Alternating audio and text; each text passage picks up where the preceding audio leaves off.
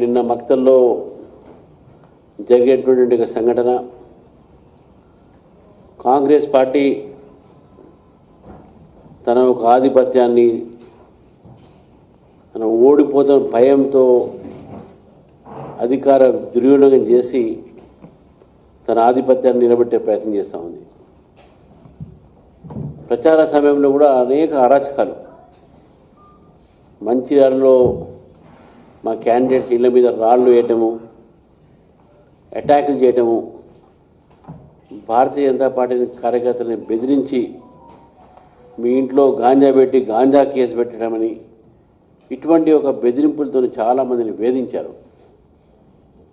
ఎక్కడెక్కడైతే కాంగ్రెస్ ఎమ్మెల్యేలు ఉన్నారో పోలీసులు కూడా వాళ్ళ ఒక మాటలు, వాళ్ళ ఒక సంబంధించినటువంటి ఒక డైరెక్షన్స్ మీదనే పనిచేశారు, నిర్దేశం మీదనే పనిచేశారు.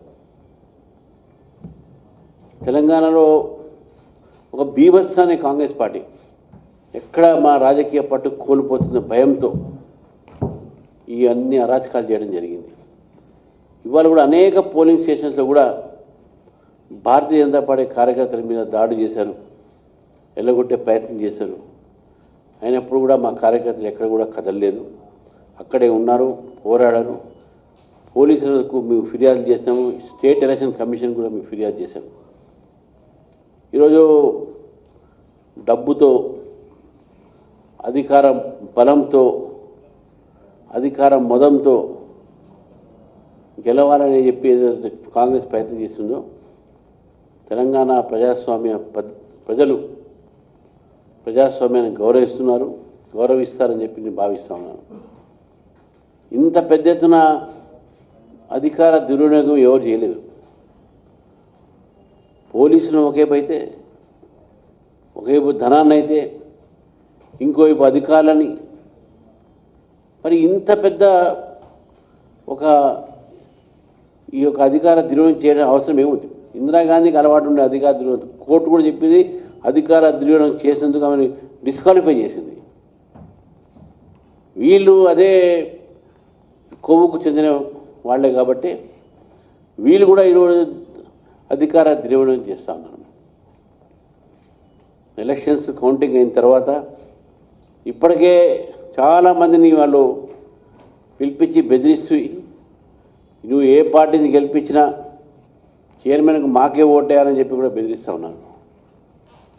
ఇంత అంటే ఇంత అధికార వ్యామోహం ఏందో కాంగ్రెస్ పార్టీకి మీరు చెప్తా ఉన్నాం. మీరు మా గెలిచిన ఒక అభ్యర్థులని ఏదైనా అయింది అని అంటే, ఏదైనా వారి మీద హాని జరిగిందంటే స్వయాన రేవంత్ రెడ్డి గారే బాధ్యత వహించారని చెప్పేసి కూడా చెప్తా ఉన్నాను. మాకు తెలుసు ఈరోజు వాళ్ళు చాలా స్థానాల్లో ఓడిపోతారు. నేను బీఆర్ఎస్ పార్టీ గురించి నేను మాట్లాడదలుచుకోలేదు, ఎందుకంటే ప్రజలు గమనించారు బీఆర్ఎస్ పార్టీ ఎక్కడ కూడా గెలిచే పరిస్థితి కూడా లేదు. కాబట్టి ఏదో అరాకొసా ఏదో గెలిచే అవకాశాలు వేరే, అది వాళ్ళకే తెలుసు. కానీ కాంగ్రెస్ పార్టీకి నేను చెప్తా ఉన్నాను, మీ నాయకులు చెప్తా ఉన్నాను, మేము ముఖ్యమంత్రి గారు కూడా నేను చెప్తా ఉన్నాను, ఇది ప్రజాస్వామ్య పోరాటము. మున్సిపల్ ఎన్నికల్లో ప్రజాస్వామ్యాన్ని మీరు రక్షించుకోవాల్సిన అవసరం ఉన్నది. మీరు మీ అధికారులతోని, పోలీసులతోని ఈ విధంగా భారతీయ జనతా పార్టీ మీద వేధింపులు చేస్తే మేము కూడా దాన్ని ప్రతిఘటిస్తే, ఎదురు తిరిగితే ఏమైపోతుందో ఒకసారి మీరు ఆలోచించండి. నేను మీ ద్వారా మా కార్యకర్తలకు, తెలంగాణ ప్రజలకు నేను ఆశ్వాసన ఇస్తున్నాను. భారతీయ జనతా పార్టీ వారి ఎమ్మటి ఉంటుంది. భయపడకండి, ఆత్మవిశ్వాసంతో ఉండండి. మేము అన్ని రకాలుగా మేము ఆదుకుంటాం. దయచేసి కాంగ్రెస్ పార్టీ వేధింపులకు భయపడి నిన్న మక్తాలో జరిగినటువంటి సంఘటనలు మరి జరగకుండా తెలంగాణ చూడాలి. ఇంతవరకు దాన్ని బాధపడుతున్నారో చెప్పలేదు. బీజేపీలో రాజకీయ లబ్ధి కోసం చేస్తున్నారు అంటున్నారు, కానీ అది చనిపోయిన బాధ కూడా లేదు ఒకరికి. ముఖ్యమంత్రిగా స్వయం జిల్లాలో అయితే కూడా వారు కూడా ఖండన సరిగా చెప్పట్లేదు. ఇది ఎక్కడ ఈ యొక్క మానవత్వం నాకు అర్థం కాదు. మళ్ళీ ఆయన రాహుల్ గాంధీ మొహబ్బత్కి దుకాణం అంటాడు. ఆయన ఏం దుకాణం పెట్టినా మనకైతే అర్థం కాదు. ఇది మొహబ్బత్కి దుకాణా? వేధింపి చంపడం, ఇది హత్య నేను జరిగింది. కాబట్టే నేను ప్రజలను కోరుతా ఉన్న, తెలంగాణ ప్రజల్ని, కాంగ్రెస్ పార్టీ యొక్క వ్యవహారం చూడండి.